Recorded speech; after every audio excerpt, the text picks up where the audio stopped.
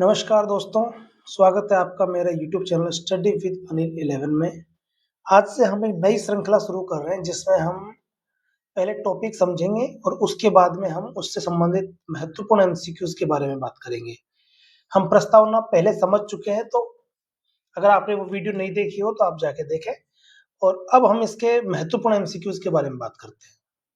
सबसे पहला प्रश्न है हमारा कि प्रस्तावना में ही उल्लेखित हम भारत के लोग वाक्यांश का क्या अर्थ है। तो संविधान की शक्ति का स्रोत भारतीय जनता में निहित है। संविधान की शक्ति ब्रिटिश क्राउन से प्राप्त होती है। संविधान संविधान सभा द्वारा बनाया गया था। या संविधान की शक्ति का स्रोत संसद है। इसका सही आंसर है संविधान की शक्ति का स्रोत भारत की जनता में निहित है। हम भारत के लोग का अर्थ है कि संविधान को जो मूल शक्ति मिलती है वो भारत की जनता से मिलती है। अब हम देखते हैं दूसरे प्रश्न के बारे में।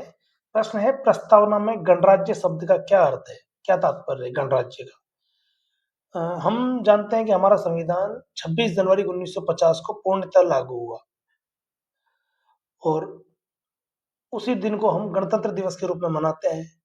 उस गणराज्य का अर्थ है कि चलो हम ऑप्शन देख लेते हैं पहले। देश किसी भी बाहरी शक्ति के नियंत्रण से मुक्त है। नहीं, ये नहीं है, क्योंकि इसका शब्द बनेगा संपूर्ण प्रभुत्व संपन्न। सभी नागरिकों को समान राजनीतिक अधिकार प्राप्त है। नहीं। देश लोकतांत्रिक प्रक्रिया से शासित होता है। नहीं। देश का प्रमुख यानी कि राष्ट्रपति वंशानुगत न होकर निर्वाचित होता है। बिल्कुल सही, डी ऑप्शन होगा सही आंसर। इसके बाद अब हम देखते हैं तीसरा प्रश्न। सर्वोच्च न्यायालय ने किस ऐतिहासिक वाद में यह निर्णय दिया कि प्रस्तावना संविधान का एक अभिन्न अंग है और इसमें संशोधन किया जा सकता है, बशर्ते इसकी मूल ढांचे में कोई परिवर्तन ना हो। देखो, अब हम इसका ऑप्शन देखते हैं। केशवानंद भारती बनाम केरल राज्यवाद 1973, बेरुवारी संघवाद 1960, को गोलकनाथ बनाम पंजाब राज्यवाद 1967 या एसआर बोम्बईवाद भारत संघवाद 1994। एक एक ऑप्शन समझते हैं। सबसे पहले देखते हैं बेरुबारीवाद में सुप्रीम कोर्ट ने प्रस्तावना को संविधान का भाग ही नहीं माना। गोलकनाथ बनाम पंजाब राज्यवाद में भी सेम बात है, प्रस्तावना संविधान का भाग नहीं है, ऐसा इन्होंने माना। फिर आता है केशवानंद भारतीवाद 1973। केशवानंद भारतीवाद के ऊपर हमने डिटेल वीडियो बनाई है, चैनल पे अवेलेबल है। केशवानंद भारतीवाद में सुप्रीम कोर्ट ने माना कि प्रस्तावना संविधान का अभिन्न अंग है। इसी के साथ साथ उन्होंने बोला कि क्योंकि ये इसका अभिन्न अंग है तो इसमें संशोधन भी किया जा सकता है। संशोधन किया जा सकता है अनुच्छेद 368 के अनुसार, यानी कि संविधान संशोधन की जो प्रक्रिया है उसी के अनुसार संशोधन किया जा सकता है। तो अपना सही आंसर होगा ऑप्शन ए। ऑप्शन डी की बात करें, एसआर बॉम्बे बनाम भारत संघवाद 1994, असल में इसके अंदर धर्मनिरपेक्षता को संविधान का मूल ढांचे में शामिल माना गया। इसके बाद अपना नेक्स्ट प्रश्न देखते हैं। अपना अगला प्रश्न है कि भारतीय संविधान की प्रस्तावना में 42वें संविधान संशोधन 1976 के द्वारा 3 शब्द जोड़े गए थे। कौन कौन से थे वो 3 शब्द? ऑप्शन देखते हैं। संप्रभु, समाजवादी, गणराज्य, न्याय, स्वतंत्रता, समानता, समाजवादी, पंथनिरपेक्ष, अखंडता, समाजवादी, पंथनिरपेक्ष, लोकतांत्रिक। तो हमारा सही आंसर है समाजवादी, पंथनिरपेक्ष और अखंडता, क्योंकि संप्रभु पहले से शामिल था, गणराज्य पहले से शामिल था, न्याय, स्वतंत्रता और समानता पहले से शामिल था और लोकतांत्रिक भी पहले से शामिल था। तो हमारा सही आंसर होगा ऑप्शन सी। अब देखते हैं अगला प्रश्न। प्रश्न है कि भारतीय संदर्भ में पंथ निरपेक्षता की अवधारणा का सबसे सटीक वर्णन क्या है। देखो, जब पंथ निरपेक्षता की बात आती है तो भारतीय धर्मनिरपेक्षता या पंथ निरपेक्षता बनाम पाश्चात्य पंथ निरपेक्षता में कुछ अंतर है, कुछ मूलभूत अंतर है। अब हम समझने का प्रयास करते हैं। राज्य किसी भी धर्म को नहीं मानता है और धार्मिक मामलों में हस्तक्षेप नहीं करता है। राज्य किसी भी धर्म को नहीं मानता है, ये पंथ निरपेक्षता का मूल सिद्धांत है। ये भारतीय में भी और पाश्चात्य दोनों में ये चीज लागू होती है। ये वाला पॉइंट तो सही है, धार्मिक मामलों में हस्तक्षेप नहीं करता, ये पॉइंट गलत है। ये पाश्चात्य जो पंथ निरपेक्षता है उसके लिए सटीक है, भारतीय के लिए नहीं है। राज्य का धर्म से पूर्ण पृथक्करण, ये भी पाश्चात्य के लिए है, भारतीय के लिए नहीं है। केवल बहुसंख्यक धर्म को राज्य द्वारा संरक्षण प्रदान किया जाता है, ये नहीं है। ये न भारतीय में है न पाश्चात्य में है। राज्य का अपना कोई धर्म नहीं है, लेकिन वह सभी धर्मों का समान रूप से सम्मान और संरक्षण करेगा। ये भारतीय पंथ निरपेक्षता की अवधारणा का सटीक वर्णन है। असल में पाश्चात्य और भारतीय पंथ निरपेक्षता में मूल अंतर ये है कि दोनों ही धर्मनिरपेक्षता या हम कहें पंथ निरपेक्षता में राज्य का कोई धर्म नहीं होता है, परंतु जहाँ पाश्चात्य पंथ निरपेक्षता है, वह राज्य का धर्म से पूर्णतः पृथक्करण कर देती है। इसका मतलब ये हुआ कि राज्य का कोई धर्म भी नहीं है और उसको धर्म से लेना-देना भी नहीं है। कोई संबंध नहीं है राज्य का धर्म से। वो पूर्णतः वो स्वतंत्र है, बिल्कुल उसको कोई मतलब नहीं है। जबकि भारतीय पंथ निरपेक्षता इससे थोड़ी भिन्न है। राज्य का कोई धर्म तो नहीं है, लेकिन राज्य सभी धर्मों को समान-समान संरक्षण देता है। यानी कि राज्य किसी धर्म के लिए कुछ करेगा तो उसी प्रकार अन्य धर्मों के लिए भी वो सहयोग करेगा। इस प्रकार से भारतीय जो पंथ निरपेक्षता है, वो पाश्चात्य से भिन्न है। अब हम देखते हैं हमारा नेक्स्ट प्रश्न, इंदिरा गांधी नेहरू बनाम राजनारायणवाद 1975 का प्रस्तावना में क्या संदर्भ है? प्रस्तावना के संदर्भ में क्या महत्व था? इसने प्रस्तावना को गैर न्यायोचित घोषित किया। इसने पहली बार पंथ निरपेक्षता को मूल ढांचे का हिस्सा घोषित किया। इसने केशवचंद्र भारती मामले के मूल ढांचे के सिद्धांत को दोहराया और लागू किया। इसने 42 संविधान संशोधन द्वारा जोड़े गए शब्दों को बरकरार रखा। इसने प्रस्तावना को गैर न्यायोचित घोषित किया? नहीं। इसने पहली बार पंथ निरपेक्षता को मूल ढांचे का हिस्सा माना? नहीं, ये भी नहीं, क्योंकि और इसने केशवचंद्र भारती मामले के मूल ढांचे के सिद्धांत को दोहराया। बिल्कुल, क्योंकि कुछ ही समय पहले केशवचंद्र भारती का मूल ढांचे का सिद्धांत आया था, तो इन्होंने उसी सिद्धांत को दोहराया। यही हमारा राइट आंसर है। अब हम आते हैं अगले प्रश्न पर कि गोलकनाथ बनाम पंजाब राज्यवाद 1967 में प्रस्तावना को किस रूप में वर्णित किया गया? संविधान की व्याख्या के लिए एकमात्र सहायक। ऑप्शन बी है केवल एक परिचयात्मक दस्तावेज जिसका कोई कानूनी प्रभाव नहीं है। संविधान का एक संशोधनीय लेकिन महत्वपूर्ण हिस्सा। संविधान की आत्मा शाश्वत और अपरिवर्तनीय। संविधान की व्याख्या के लिए एकमात्र सहायक, बिल्कुल नहीं। केवल परिचयात्मक दस्तावेज जिसका कोई कानूनी प्रभाव नहीं, ये भी नहीं। संविधान का एक संशोधनीय लेकिन महत्वपूर्ण, संशोधनीय नहीं माना क्योंकि संविधान का अंग ही नहीं माना। संविधान का जब भाग ही नहीं माना, संशोधनीय भी नहीं माना, तो ये भी गलत। ऑप्शन हमारा होगा सही, संविधान की आत्मा शाश्वत और अपरिवर्तनीय। अब हम देखते हैं हमारे नेक्स्ट प्रश्न को, भारत की संप्रभुता के संबंध में राष्ट्रमंडल की सदस्यता के बारे में क्या जानकारी? मूलतः प्रश्न ये कहना चाह रहा है कि एक कॉन्सेप्ट है हमारा संपूर्ण प्रभुत्व संपन्न। जब हम इस बारे में बात करते हैं तो हम कहते हैं कि जब भारत ने राष्ट्रमंडल की सदस्यता ली तो क्या भारत ने अपनी संप्रभुता खो दी? प्रश्न अपने से यही कहना चाहता है। तो इसके ऑप्शन देखते हैं हम। सदस्यता के कारण भारत की संप्रभुता ब्रिटिश क्राउन के अधीन सीमित हो गई। ऑप्शन बी है यह एक स्वैच्छिक घोषणा है और भारत इसे किसी भी समय छोड़ सकता है, इसलिए यह संप्रभुता को प्रभावित नहीं करता है।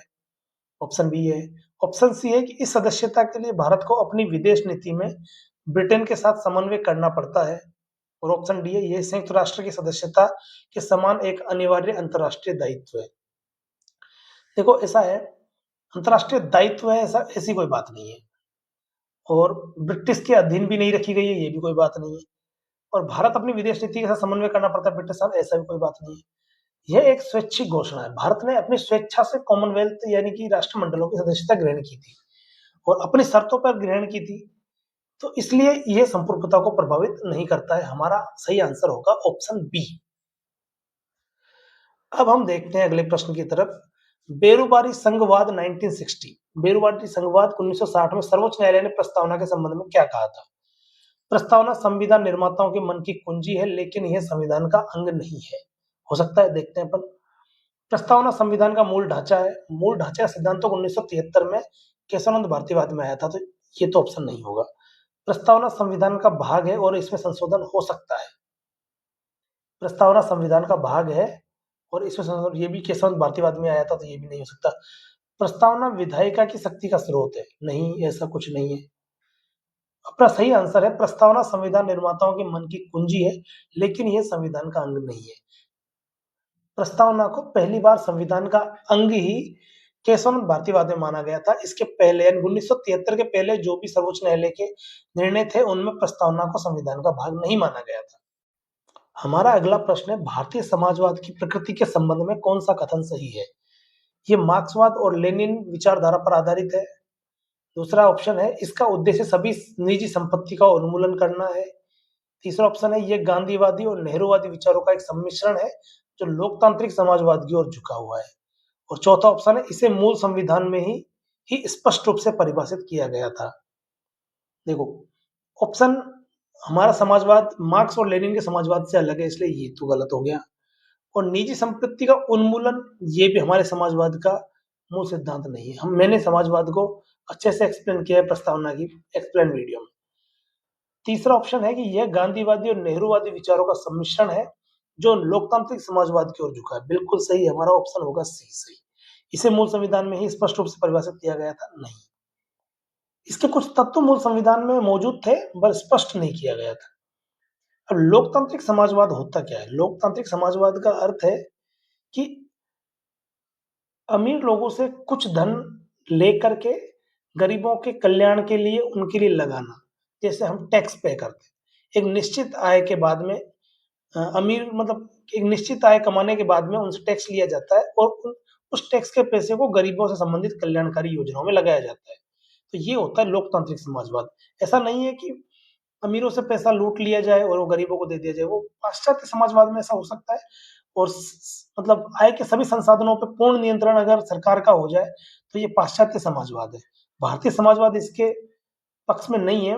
वो कुछ पूंजीवाद को भी समर्थन करता है और कुछ समाजवाद को भी। अब हमारा अगला प्रश्न है कि प्रस्तावना में उल्लेखित न्याय के तीन कौन कौन से रूप हैं?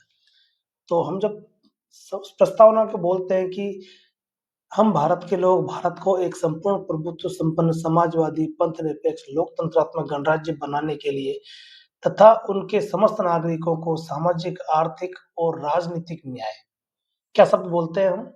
सामाजिक आर्थिक और राजनीतिक न्याय। तो ये है तीन। विधायी कार्यकारी ये नहीं है, व्यक्तिगत पारिवारिक ये नहीं है, कानूनी नैतिक और आध्यात्मिक ये भी नहीं है। सही आंसर क्या है? सामाजिक आर्थिक राजनीतिक न्याय। हमें प्रस्तावना को एज इट इज सीक्वेंस में प्रत्येक वर्ड टू वर्ड याद रखना है। इसके प्रश्न इससे संबंधित जो प्रश्न आते हैं उनमें कई बार सीक्वेंस का भी रोल होता है। जैसे न्याय का पूछा है कि सामाजिक आर्थिक और राजनीतिक न्याय, वो घुमा के भी पूछ सकता है कि राजनीतिक आर्थिक सामाजिक न्याय। या फिर जब वो पूछता है कि विचार अभिव्यक्ति विश्वास धर्म और उपासना की स्वतंत्रता, इन शब्दों को भी आगे पीछे कर सकता है वो। या कहता है संपूर्ण प्रभुत्व संपन्न समाजवादी पंथ निरपेक्ष लोकतंत्रात्मक गणराज्य, ये जो पांच शब्द है इनको भी आगे पीछे कर सकता है वो। तो इस प्रकार के हमें इनको सीक्वेंस में याद रखना है वर्ड टू वर्ड। अब हम चलते हैं अगले प्रश्न की तरफ। हमारा अगला प्रश्न है कि भारतीय संविधान की प्रस्तावना में वर्णित बंधुत्व की अवधारणा का मुख्य उद्देश्य क्या है? आर्थिक असमानता को पूरी तरह समाप्त करना। बंधुत्व, चलो हम देखते हैं अगला ऑप्शन। सभी नागरिकों के लिए समान अवसर सुनिश्चित करना। केवल देश की भौगोलिक सीमाओं की रक्षा करना। व्यक्ति की गरिमा और राष्ट्र की एकता और अखंडता सुनिश्चित करना। आर्थिक असमानता ये तो आर्थिक न्याय हो गया, ये नहीं है। नागरिक समान अवसर ये समानता संबंधी हो गया। केवल देश की सीमाओं की रक्षा करना ये नहीं है, केवल देश की सीमाओं की रक्षा। व्यक्ति की गरिमा और राष्ट्र की एकता और अखंडता सुनिश्चित करना ये है हमारा बंधुत्व का मूल सिद्धांत। प्रस्तावना के अनुसार संविधान को अपनाने और अधिनियमित करने की तिथि क्या है?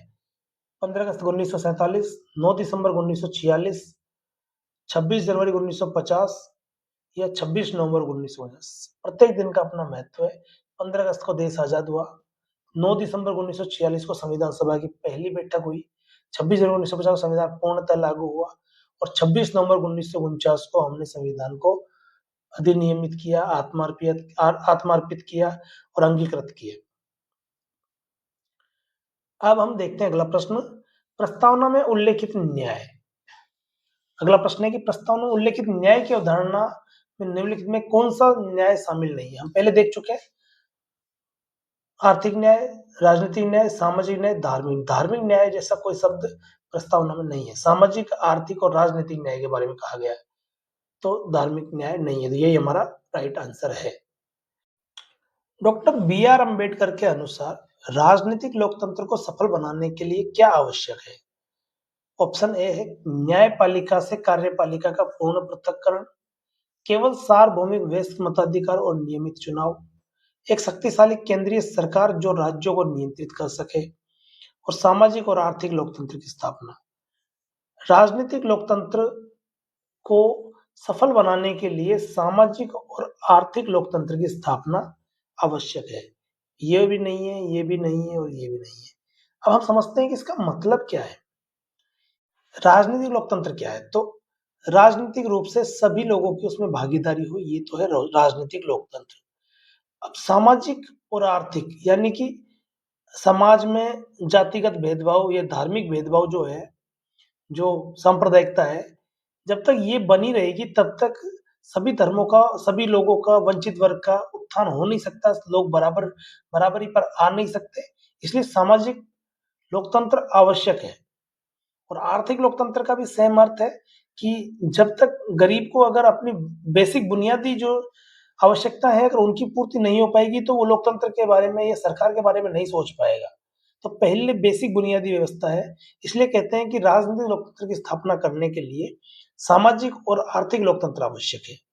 और doctor B are Ambedkar ji ने यही कहा था।